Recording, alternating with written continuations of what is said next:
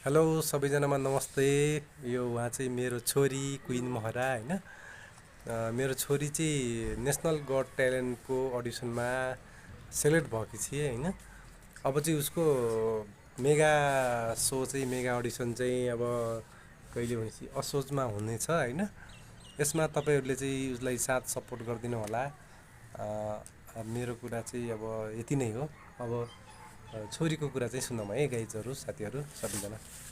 Hello guys, मेरो नाम queen Mahara अनि त्यसपछि म बस्नु। नेसनल गट ट्यालेन्टमा भाग लिइसकेँ अनि मेरो अडिसनमा म सेलेक्ट भइसकेँ अनि म असोज महिनादेखि जाने हो। अनि त्यसपछि मेरो माघमा फाइनल मेगा राउन्ड हुन्छ। हजुरहरू मेरो यो भिडियोहरू हेर्छु होला अनि त्यसपछि लाइक पनि गर्छु होला अनि कमेन्टहरू पनि गर्छु होला। अनि त्यसपछि अनि हाम्रो च्यानल स्लो भइसक्यो, त्यही भएर धेरै राम्रो सब्सक्राइबहरू पनि गर्छ है।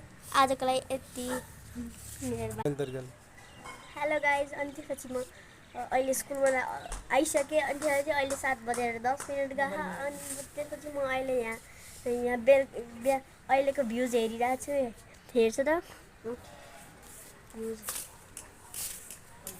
पानी परेर यस्तो भयो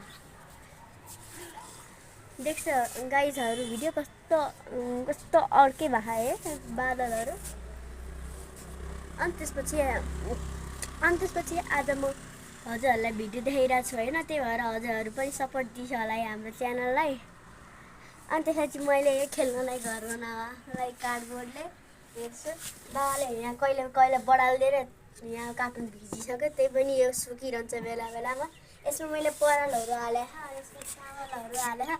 बढाउँछ भने त बढै आएन गाइजहरू। हजुरहरूको लाइक र सब्सक्राइबहरूले आउँछ कि छिटछिटै गर्छ है।